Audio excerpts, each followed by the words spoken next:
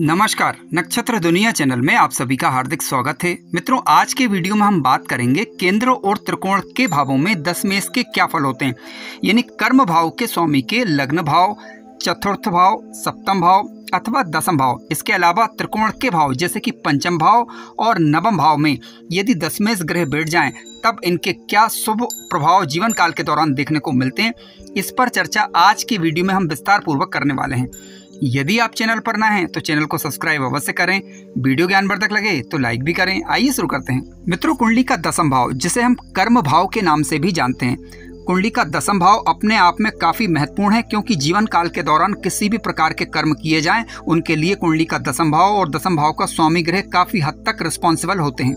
यानी दसम भाव की शुभता होना अति आवश्यक हो जाती है।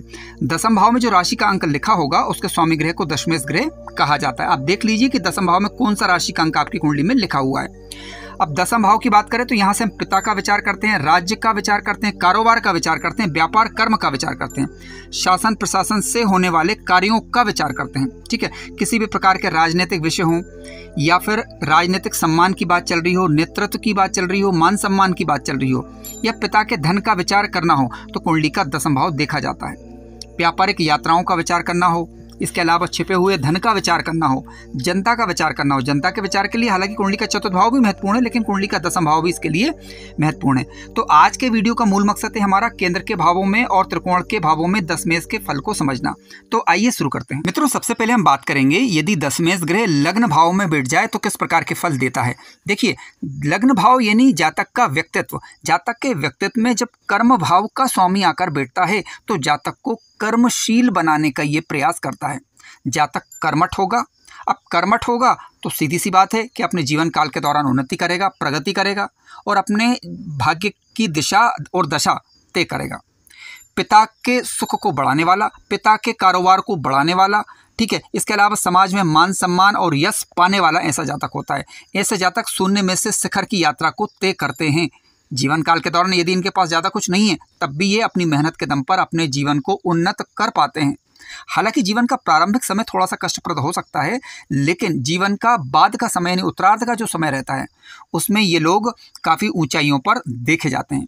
हालांकि आपको ये देखना होगा कि 10 मेष ग्रह जब लग्न में बैठे हुए हैं तो किस प्रकार की राशि में बैठे हुए हैं, यानी मित्र राशि में है या शत्रु राशि में। यदि ये मित्र राशि के होकर बैठे तो अत्यंत सफलता प्रदायक ग्रह बनते हैं। मान लीजिए शत्रु राशि के भी होकर यदि बैठ जाएंगे थोड़ी परेशानी रहेगी, लेकिन जीवन काल में जातक उन्नति अवश्य दर्ज कर पाता है। इस बात में कहीं कोई संदेह नहीं होना चाहिए।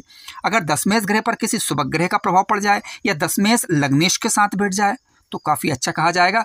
जीवन के दौरान प्रगति और उन्नति में काफ़ी निखार आएगा। मित्रों, कुंडली के चतुर्थ भाव की बात करें तो यहाँ से हम माता का विचार करते हैं, भूमि भवन वाहन का विचार करते हैं, अचल संपत्ति का विचार करते हैं, जनता के समर्थन का विचार करते हैं, स्व उपार्जित धन, स्वदेश का विचार करते हैं, सुखों का विचार करते हैं। अब 10 मेष ग्रह जब मित्र ग्रही होकर चतुर्थ भाव के अंदर बैठेंगे तो जातक अपने स्व उपार्जित धन से भूमि भवन वाहन का सुख जीवन काल के दौरान भोगता है। अचल संपत्ति को बढ़ाने वाला होगा। इसके अलावा जनता का समर्थन ऐसे जातकों को सहज ही मिलता है। समाज में मान सम्मान और यश भी ऐसे जातक प्राप्त कर लेते हैं। अपने कुटुंब का सहयोग करने वाले होंगे। वाणी के माध्यम से भी ये धन कमाने वाले होंगे, यानी कर्मों के बदौलत बल्कि वाणी के बदौलत भी ये धन कमाने वाले होंगे। सहज भाव से लोगों को आकर्षित करने वाले होंगे, यानी इनका स्वभाव कुछ इस प्रकार से रहेगा ताकि लोग इनके पास सहज ही आकर्षित हो जाया करेंगे। इनके पास अपना पैतृक घर हो सकता है। नैतिक गुणों की बात करें तो ऐसे जातकों के अंदर नैतिकता की प्रधानता रह सकती है। धार्मिक आचरण करने वाले ऐसे जातक होंगे, क्योंकि कर्मेश यदि मित्र ग्रही होकर चतुर्थ भाव के अंदर बैठेंगे तो चतुर्थ भाव के सुखों में बढ़ोतरी करते हैं और जिसके कारण जीवन काल के दौरान इनकी भौतिक रूप से भी उन्नति होगी और सामाजिक रूप से भी उन्नति होती है। अब मान लीजिए कि 10 मेष ग्रह नीच राशि के होकर बैठ जाएं, ठीक है, हालांकि नीच राशि की बात मैं नहीं कर रहा हूं। अगर मान लीजिए कि 10 मेष ग्रह शत्रु क्षेत्री होकर बैठ जाएं तो जिन बातों की अभी हमने चर्चा करी उसमें कहीं ना कहीं थोड़ी बहुत फिर कमी देखने को मिलती है। आइए अब बात करते हैं सप्तम भाव की। देखिए, सप्तम भाव की बात करें तो ये दाम्पत्य जीवन का भाव है, व्यापार का भाव है और साझेदारी का भाव है। यदि 10 मेष ग्रह जो कि कर्म भाव के स्वामी होते हैं, यदि कुंडली के सप्तम भाव में मित्र ग्रही होकर यदि बैठ जाएं तो दैनिक व्यवसाय में जातक को तरक्की देखने को सामान्यतः मिलती है। यानी दैनिक व्यवसाय जो करेगा उसमें कहीं ना कहीं उसको आमदनी लगातार बनी रहती है। साझेदारी का भाव है तो साझेदारी भी जातक अपनी सूझबूझ के माध्यम से कर पाता है। हालांकि इसके लिए सप्तम भाव के स्वामी की स्थिति अवश्य चेक करें। इसके अलावा व्यापार का भाव भी यही है। व्यापारिक यात्राएं जातक करता रहता है, व्यापार अच्छा चलेगा, कर्म की बदौलत अपने व्यापार में ये उन्नति कर पाएगा, इस बात की संभावना बनती है। इसके अलावा विदेश की बात करें, विदेश का विचार हालांकि कुंडली के 12वें भाव से होता है, लेकिन व्यापारिक यात्राओं की बात करें विशेष रूप से हम, तो कुंडली का 10वां भाव के अलावा कुंडली का 7वां भाव भी इसके लिए महत्वपूर्ण होता है। तो व्यापारिक यात्राएं भी जीवन काल के दौरान होती रहती हैं। इसके अलावा जातक का जीवन साथी जातक के कार्य व्यापार में सहयोगी हो, इस बात की भी प्रबल संभावना बनती है। और विवाह के बाद भाग्योदय हो या विवाह के बाद जातक के कार्य में व्यापार में तरक्की होती है, समाज में मान सम्मान और यश अच्छा मिलता है। अब मान लीजिए कि 10वें ग्रह सप्तम भाव के अंदर बैठे हैं, लेकिन शत्रु क्षेत्रीय होकर बैठ गए, किसी भी रूप में पीड़ित होकर बैठ गए, तो जिन बातों पर अभी हमने चर्चा करी उसमें कहीं ना कहीं फिर कमी देखने को मिलती है। मित्रों, 10वें ग्रह यदि 10वें भाव के अंदर ही बैठ जाएं तो ये काफ़ी अच्छा माना जाएगा, क्योंकि 10वें भाव में स्वगृही होंगे तो जातक अच्छा व्यापारी हो, इस बात की प्रबल संभावना बनती है। या जिस क्षेत्र में वह कार्यरत है उस क्षेत्र में उसकी प्रगति अच्छी हो, इस बात की भी प्रबल संभावना रहती है।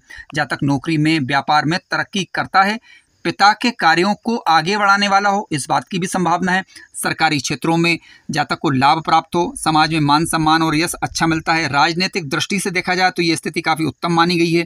इसके अलावा जनता का समर्थन ऐसे जातकों को मिल जाया करता है। इसके अलावा बड़े बूढ़ों का आशीर्वाद भी, ऐसा कहा जाता है कि बड़े बूढ़ों का आशीर्वाद भी ऐसे लोगों को प्राय प्राप्त हो जाया करता है जिनका 10वें भाव का स्वामी ग्रह 10वें भाव में ही बैठा हो, तो काफ़ी अच्छा इसे कहा जाएगा। विदेश यात्राएं करता है जातक, लंबी यात्राएं करता है, ठीक है। हालांकि विदेश यात्राओं के लिए कुंडली का 12वां भाव अवश्य देखें, 12वें भाव की स्वामी की स्थिति अवश्य देखें, लेकिन यात्राएं अवश्य करता है, ठीक है। पितृधन को बढ़ाने वाला ऐसा जातक होगा, जातक माता पिता का सहयोग करने वाला होगा, शासन प्रशासन से लाभ ऐसे जातकों को प्रायः मिलता है।